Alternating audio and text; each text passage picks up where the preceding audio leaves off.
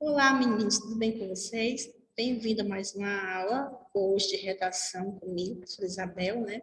E na aula de hoje nós vamos falar, sabe de quê? Nós vamos falar sobre artigo de opinião. Tenho certeza que vocês já ouviram esse nome, sabe o que é, já produziram, ou se não produziram, já se depararam com o gênero. E na maioria das vezes nós estamos ali, sim, realizando uma oratória argumentativa e não nos damos conta, tá? Deixa eu ler para vocês a nossa mensagem do dia de hoje. O sucesso é a soma de pequenos esforços repetidos dia após dia.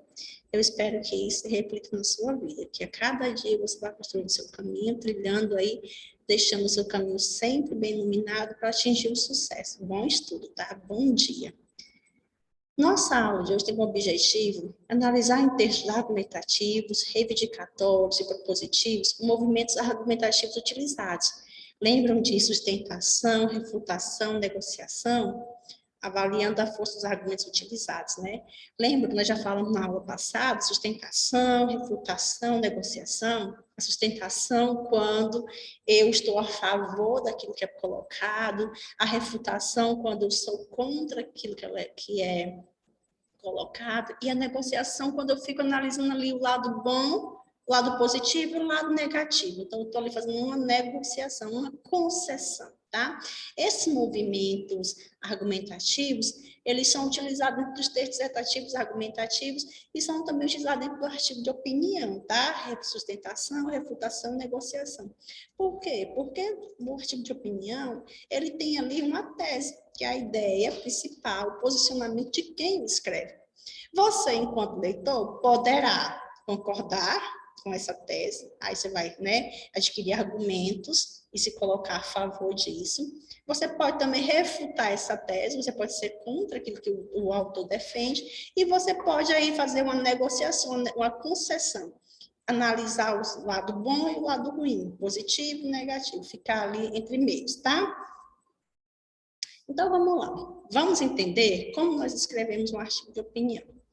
Como escrever um artigo de opinião? Primeiro, vamos entender o que é o artigo de opinião, né? Artigo de opinião é gênero textual de caráter argumentativo, ou seja, é fundamentado em um posicionamento do autor. É um texto onde você precisa deixar claro o seu ponto de vista, você precisa deixar claro a ideia que você defende, tá? É a sua opinião sobre determinado assunto. Por isso, o artigo de opinião. É você, enquanto produtor, enquanto autor do texto, colocando ali o seu ponto de vista, o seu posicionamento sobre o assunto.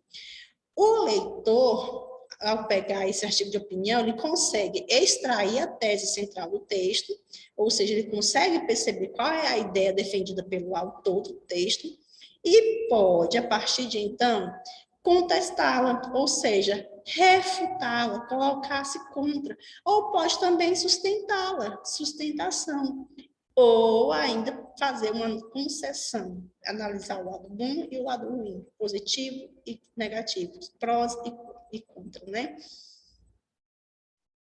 Por se tratar de um texto com marcas pessoais, o artigo de opinião ele pode ser escrito em primeira pessoa, tá?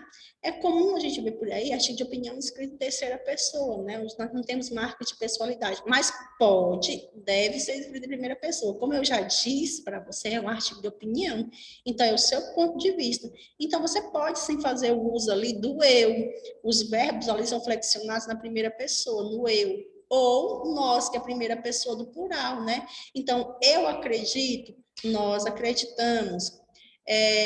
Eu analiso, nós analisamos, tá? O que eu aconselho a você, enquanto aluno, não colocar no seu artigo de opinião? Aquela frase clássica, na minha opinião. Não é porque o texto é um artigo de opinião que você precisa colocar essa expressão, na minha opinião, né? De acordo com as minhas considerações, de acordo com o meu ponto de vista, né? Analisando o tema em discussão. Perceba que nós temos aí outras estratégias que nós podemos utilizar para deixar clara a nossa opinião, sem utilizar a clássica frase, na minha opinião, tá? Então, já fica a dica, no seu artigo de opinião, não usa essa expressão, na minha opinião, tá bom? Entretanto, como a argumentação tende a ser mais eficaz quando há um distanciamento do enunciador, é comum encontrar artigos em terceira pessoa, como eu já disse. Você pode escrever em primeira pessoa, usando eu ou nós, ou você pode também escrever em terceira pessoa, porque é um comum que a gente encontra por aí. A opção não vai influenciar na nota. O que vale é a maneira como foi organizada a argumentação e o seu caráter persuasivo, tá bom?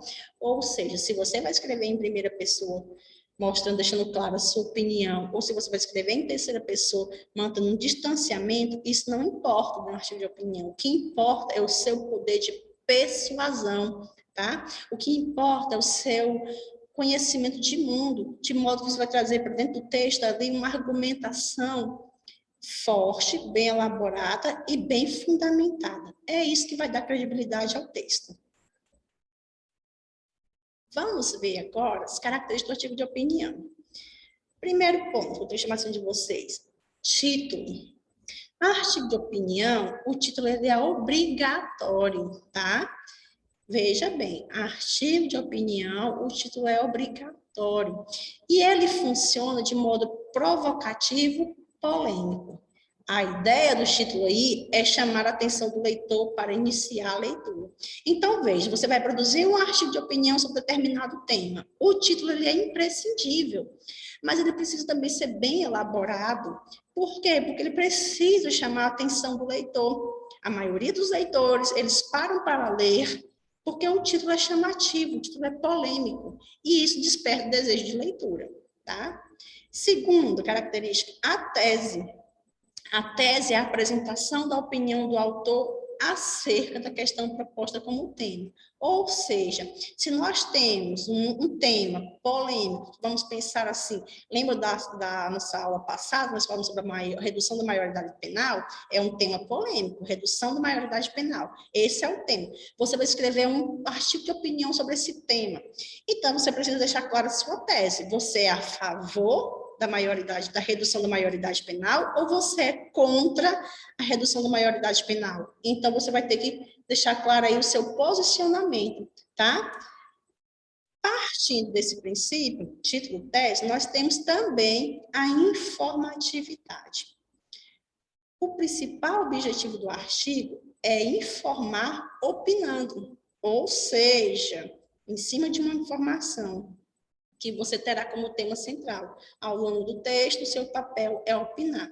É artigo de opinião, você está ali opinando, é a sua opinião sobre determinado tema, tá? Então, assim, essa informatividade aí é a sua opinião, são as informações que você tem sobre o tema que está sendo proposto. Subjetividade. Essa palavrinha subjetividade aqui está relacionada com o fato de que é as suas impressões, por isso que é subjetivo. As impressões pessoais do autor devem prevalecer no texto. E, por isso, expressões como eu acho, eu penso, eu acredito, são bem importantes, porque é a subjetividade, tá? Outro ponto interessante, argumentação.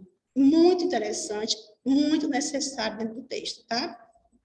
Como é necessário apresentar uma opinião acerca do tema, é importante fundamentar essa tese por meio da argumentação e das estratégias argumentativas que serão necessárias para auxiliar nesse convencimento. Ou seja, você precisa ali pensar nas suas estratégias: refutação, sustentação, negociação. Você se coloca a favor do que é proposto, sustentação. Você se coloca contra o que é proposto, refutação. Você nem é contra nem a favor, você vai ficar ali no meio. Você vai pensar ali na negociação, na concessão. E aí você vai apresentar informações que vão deixar claro o seu posicionamento, tá? E que vão ali, de certa forma, fundamentar aquilo que você defende, a sua ideia principal, tá? Essas são as características do artigo de opinião. Título, tese, informatividade, a subjetividade e a argumentação, tá? E quanto à estrutura? Como é a estrutura do artigo de opinião? Vamos ver. O artigo de opinião possui como estrutura a introdução, desenvolvimento e conclusão. Eu costumo dizer que um bom artigo de opinião, ele tem pelo menos parágrafos. Pensa aí, ó. Por que 4 parágrafos? A estrutura dele é a seguinte: introdução, desenvolvimento e conclusão. Então, nós vamos pensar assim: o primeiro parágrafo é a sua introdução, tá? É onde você apresenta o tema que será discutido e você se posiciona com relação a esse tema. Você se mostra favorável ou desfavorável a ele. Você coloca aí a sua tese. Então, a introdução, você traz tema e tese. Passando da introdução, nós vamos para o desenvolvimento. E é aqui no desenvolvimento que você vai defender o seu posicionamento. É a defesa do seu posicionamento com argumentos válidos. Para isso, é bom que você tenha pelo menos 2 parágrafos, tá? Nós vamos chamar de D1 e D2, desenvolvimento 1 e desenvolvimento 2. Você vai ter que o quê? Defender a ideia, defender a sua tese. Você tem um posicionamento contra ou a favor ao tema. Você tem que defender isso, tem que dizer por quê. E, para isso, é preciso que você traga o quê? Argumentos válidos. Isabel, e o que são argumentos válidos mesmo?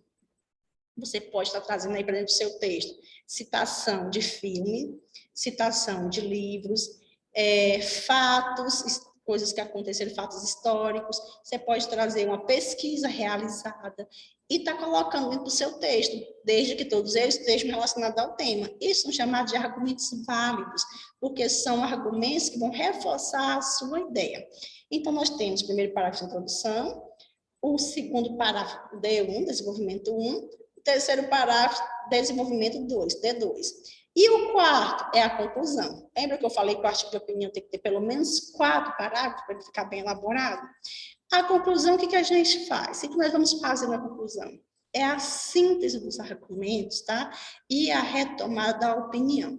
Você sintetiza tudo que você diz, retoma a sua opinião ali e fecha as suas ideias. É o fechamento das ideias. Você conclui com o fechamento de tudo aquilo que foi discutido no texto. Então, veja. Características do artigo de opinião. Vamos lembrar. Título, tese, informatividade, subjetividade, argumentação. 5. E estrutura. 3. Introdução, desenvolvimento, conclusão. Um bom artigo de opinião, 4 parágrafos. 1 para a introdução, 2 para o desenvolvimento e 1 para a conclusão. Fechamos em 4 parágrafos. Nós chamamos de introdução, desenvolvimento 1, desenvolvimento 2 e conclusão. Essa é a estrutura do artigo de opinião. Quanto à linguagem, você pode usar a primeira pessoa ou a terceira pessoa. Você pode fazer o uso aí do eu ou do nós. Você pode fazer o uso do ele, do ele, ela, eles ou ela. Você vai usar aí terceira pessoa, se você quiser ficar mais distante, tá? Para ficar claro tudo que nós já falamos aqui sobre o artigo de opinião, convido vocês a fazer uma leitura comigo de um artigo de opinião e assim a gente vamos localizar dentro dele tudo isso que foi falado aqui, tá? A melhor forma de aprender é fazendo análise dele, né? Então, nós vamos analisar um artigo de opinião para identificar os elementos necessários. O nosso tema do artigo de opinião, ele trata ali do tema, sabe de quê? Trabalho infantil. Esse é o tema. Se o tema é trabalho infantil, claro que o autor vai te colocar, vai se posicionar ali ou a favor ou contra a questão do trabalho infantil, tá? Vamos ver o título. Olha o título. O roubo do direito de ser criança. Quem escreveu foi o José Antônio Miguel. O roubo do direito de ser criança é um título chamativo? É um título criativo? Chama a sua atenção? Você, enquanto leitor, vai passando na rua e tem lá algo escrito, o roubo do direito de ser criança. Te chama a atenção?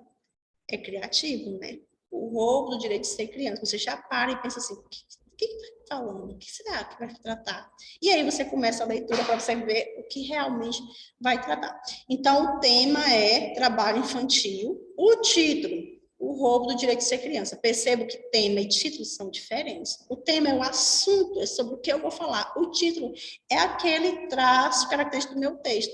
É aquilo que diz assim, isso aqui identifica o meu texto, é esse título, tá? Então, vamos ver. Fazer a leitura. Preparar bem as crianças de agora implica, de maneira lógica, em ter uma sociedade melhor no futuro. É pensar o porquê, atualmente, diante de grandes índices de violência, tantos menores de idade estão nessa estatística. É pensar que essa criança, esperança do futuro, vê-se numa encruzilhada vital tão cedo. Trabalha, pratica crimes ou morre. Segundo os dados da Organização Internacional do Trabalho, o Brasil tinha 4,6 milhões de trabalhadores com idade entre 10 e 17 anos e 3 milhões com idade inferior a 14. Segundo esses dados, 56,63% nada recebem por seu trabalho. Eis o roubo do direito de ser criança. Retiram de maneira violenta esse direito tão essencial, comprometendo os fatores biológicos, psicológicos, intelectuais e morais, numa fase de extrema importância da vida. Ao invés de carrinhos, bonecas, brinquedos, uma enxada, pais que talvez quisessem educar precisam ensinar o trabalho. Note bem a diferença entre educar e ensinar. Falta dinheiro para comprar comida, roupa, bonecas, carrinhos. Alguns, talvez, munidos de sua educação mais privilegiada, hão de pensar que não configura motivo para a delinquência o fato de trabalhar desde cedo. Afinal, o trabalho é dignificante. O trabalho é digno quando é exercido de forma digna. Não existe dignidade sem educação de qualidade. E não há dignidade em criança de 10 anos trabalhando em meios insalubres, perigosos, em jornadas diárias superior a 12 horas. Não há filho de médicos, advogados, empresários trabalhando assim. Portanto, se fosse digno, todos, desde a infância, assim trabalhariam. Crianças devem ser crianças. Esse tipo de trabalho não pode nem deve ser alternativa aos menores de idade, porque marginaliza, tira deles um direito essencial de maneira tão violenta quanto aqueles que, com uma arma, roubam 10 reais. Por isso, a importância da máxima de Rui Barbosa: aos iguais, tratamento igual; aos desiguais, tratamentos desiguais. Texto escrito por José Antônio Miguel, ele é estudante de Direito na Universidade Estadual de Londrina. Beleza. Já falei para vocês que o título do texto é trabalho, que o tema do texto é trabalho infantil. O título, como eu já disse, bem chamativo, né? O roubo do direito de ser criança. Qual é a tese? Qual é o posicionamento do autor? Ele se coloca contra ou a favor do trabalho infantil? Contra, né? Nós percebemos durante todo o decorrer do texto que o José Antônio Miguel se coloca contra o trabalho infantil, né? Ele não acredita que isso seja uma forma de melhorar a criança do futuro, tá? Então, assim, olha o que ele diz.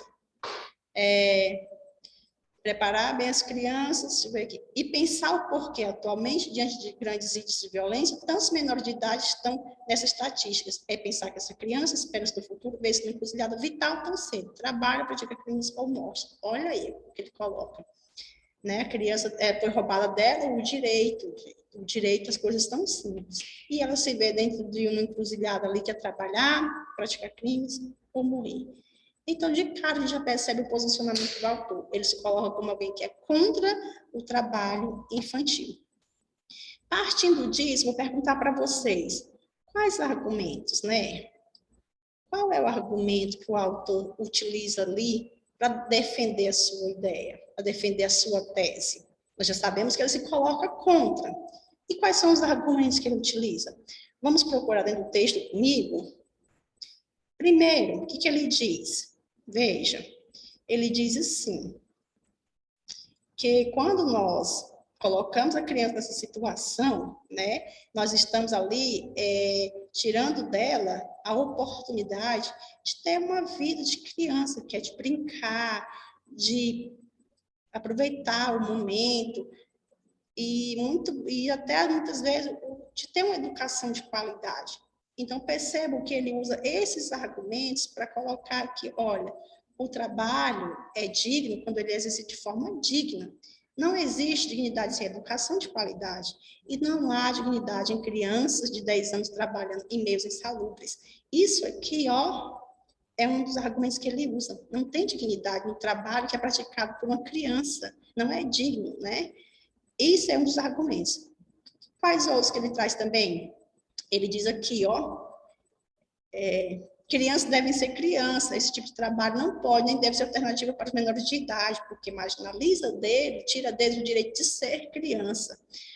Tenho mais? Tenho, diz mais o seguinte, rouba-se também o direito de ser criança, retira de maneira de violência o direito tão essencial, comprometendo os fatores biológicos, psicológicos, intelectuais e morais, numa fase de extrema importância da vida. O que ele diz? Que quando a criança trabalha, se tira a criança do direito de ser criança e põe ela para trabalhar, você está comprometendo ali a saúde dela, biológica, intelectual, psicológica, moral, todos esses âmbitos da educação da criança são afetados. Então, mais um argumento. Então, percebo que o tempo todo, o autor do texto, o José Antônio Miguel, demonstra ali argumentos de refutação, argumentos que eles colocam ali contra o trabalho infantil. Ele está o tempo todo refutando, tá? Continuando. O que mais nós temos? Que dados concretos o autor do texto utiliza para sustentar seu argumento? Vamos pensar assim, que conhecimentos de fora, além do achismo, além do pensar dele, ele trouxe para dentro do texto para garantir ali sustentabilidade, veracidade ao que ele está colocando.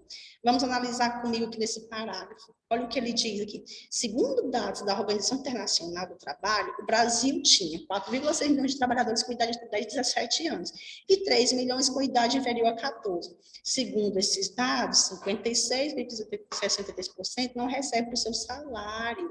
Eis o roubo do direito de ser criança. Percebam que ele traz aqui, dados estatísticos baseados em uma pesquisa. Isso nós chamamos de argumento concreto. Não é o que eu penso, não é o que eu disse. Existe um dado verídico, existe uma pesquisa que foi feita que comprova que crianças trabalham, mas que elas não devem trabalhar, porque isso afeta a vida da criança, isso afeta a saúde da criança. Então, isso é um fato concreto que sustenta a tese que o autor defende. Além desse, tem mais? Tem, ele traz também para cá, um outro fator que vem em defesa do que ele está dizendo. Aqui, não há filhos de médicos, advogados e empresários trabalhando. Portanto, se fosse digno, todos desde a infância assim trabalhariam. Tá vendo? Se fosse digno, se fosse correto a criança, né, trabalhar, todas as crianças trabalhariam. Não só o filho do pobre, não só o filho daquela pessoa, digamos assim, em condição desfavorável, todos trabalhariam. Se o trabalho infantil fosse algo correto, o filho do médico, o filho do advogado, todo mundo trabalharia, o filho do empresário, né, o filho do artista, do cantor, todos trabalhariam. Percebam que não. Eles não precisam trabalhar porque eles têm condições de... O pai não precisa pôr o filho para trabalhar porque o pai tem condições de sustentá-lo. A criança, quando ela vai trabalhar, é porque os pais não têm condições de sustentá-lo. E isso não é digno, isso não é certo. Tá? Então, nós temos aqui mais um argumento concreto, mais um argumento verídico, que sustenta a tese defendida pelo autor. Além disso, o que mais? O que diz o autor do texto para refutar as opiniões contrárias à sua? Veja bem, tem gente que vai se posicionar contra, tem gente que vai dizer que pode sim trabalhar, tá? Mas olha bem, ele diz, não é digno o trabalho quando exercido de forma... O trabalho é digno quando exercido de forma digna. E não existe dignidade sem educação de qualidade. Se você é uma criança e você está trabalhando, em que momento você vai ter acesso à educação? Então, está sendo tirado um direito seu, de roubando um direito, tá? Então, isso aí, ele está se colocando contra aqueles que acreditam que sim, que é possível a criança deve trabalhar. Ele está se colocando contra, tá? Partindo desse princípio, meninos, vamos aqui às ideias de fechamento. Conclusão. O que o autor traz para a nossa conclusão? Para fechar com chave de ouro. Ele diz assim, fechamento das ideias. Crianças devem ser crianças, né? E esse tipo de trabalho não deve ser alternativa aos menores de idade, porque tira deles um direito essencial de maneira tão violenta. E qual é esse direito? O direito de ser criança. E ainda, para fechar, ele cita aqui Rui Barbosa, ou seja, aos iguais tratamento igual e aos desiguais tratamentos desiguais.